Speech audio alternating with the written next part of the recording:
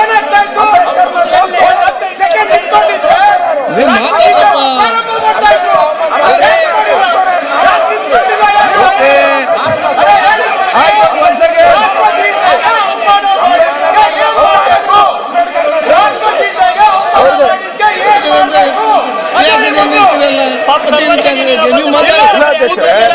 ಇನ್ನೂ ಸಮರ್ಥನೆ ಮಾಡ್ತಾವ್ರ ಮಾತಾಡಿ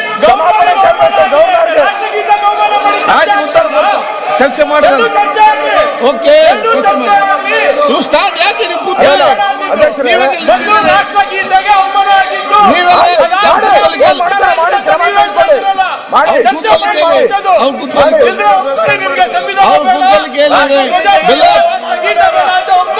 ಅಶೋಕ್ ಆಯ್ತು ಮಾತಾಡ್ಲಿ, ಇವ್ರು ಮಾತಾಡ್ಲಿ, ಅಶೋಕ್ ಅವ್ರು ಮಾತಾಡಿ ಸಂವಿಧಾನ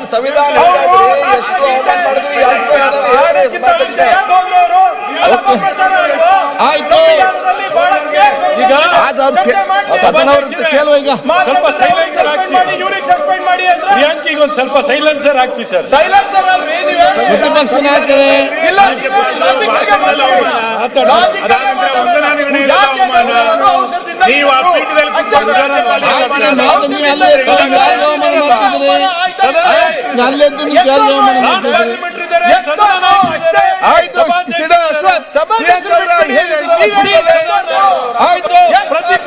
ಖರ್ಗೆ ಅವರೇ, ನೀವು ಹೇಳ್ತಾ ಇದ್ದೀರಾ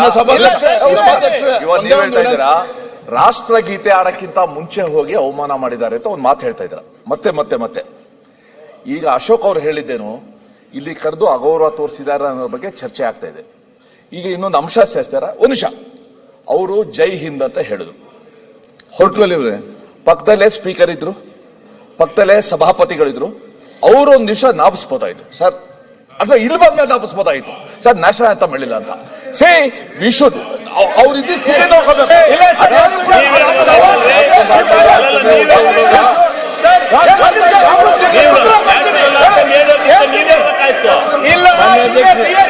ನಡೆದಂತ ಚರ್ಚೆಯಲ್ಲಿ ಸಭಾಪತಿಗಳು ಬಹಳ ಸ್ಪಷ್ಟವಾಗಿ ಹೇಳ್ತಾರಂತೆ,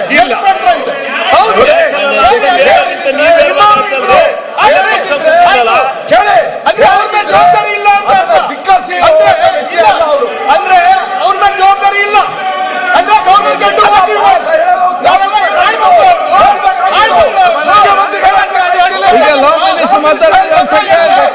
ಲಾ ಮಿನಿಸ್ಟರ್ ಮಾತಾಡ್ತಿದ್ದಾರೆ. ಗವರ್ನರಿಗೆ ಅಷ್ಟು ಗೊತ್ತಾಗಲ್ವಾ ಅದು? ಅದರಿಂದ ಈಗ ಅವ್ರ ಪಟ್ಟಿನೆಲ್ಲ ಕೊಟ್ಟಿರ್ತೀವಲ್ಲ, ಏನೇನ್ ಮಾಡ್ಬೇಕು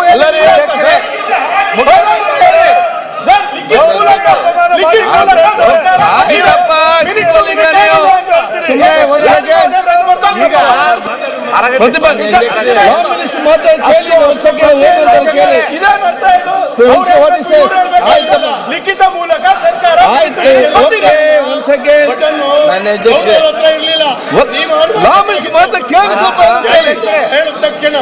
ಆಯ್ತಪ್ಪ, ಯಾಕೆ ಮತ್ತೆ ಮಾತಾಡ್ತಾರೆ? ಈಗ ಆರೋಗ್ಯ ಜನರ ಲಾ ಮಿನಿಸ್ಟರ್ ಮಾತಾಡ್ತಾರೆ, ಕೇಳಿ. ಸುನೀಲ್ ಸನ್ಮಾನ್ಯ ಅಧ್ಯಕ್ಷರೇ, ಗಂಭೀರವಾಗಿ ಲಾ ಮಿನಿಸ್ಟರ್ಗೆ ಮಾತಾಡ್ಲಿಕ್ಕೆ ಅವಕಾಶ ಕೊಡಿ. ಶಿವಲಿಂಗ ಕೂತ್ರೆ ಮಾತಾಡ್ಲಿಕ್ಕೆ ಅಲ್ಲಿ. ಅಧ್ಯಕ್ಷರೇ ಆಯ್ತಪ್ಪ, ಕಾನೂನು ಸಚಿವ ಮಾತಾಡ್ತಾರೆ, ಸ್ವಲ್ಪ ಕೂತ್ಕೊಳ್ಳಿ. ಅಧ್ಯಕ್ಷರೇ, ಓಕೆ. ಸರ್ಕಾರದಿಂದ ಡೈರೆಕ್ಷನ್ ಆಗ್ಬೇಕಲ್ಲ, ರಾಷ್ಟ್ರಗೀತೆ ಶುರು ಅಧ್ಯಕ್ಷರೇ ನಿಮ್ಮ ಕಡೆ ಕೂತ್ಕೊಳ್ಳಿ. ಈಗ ಯಾರಿಗೆ ನೀವೆಲ್ಲ ಬುದ್ಧಿ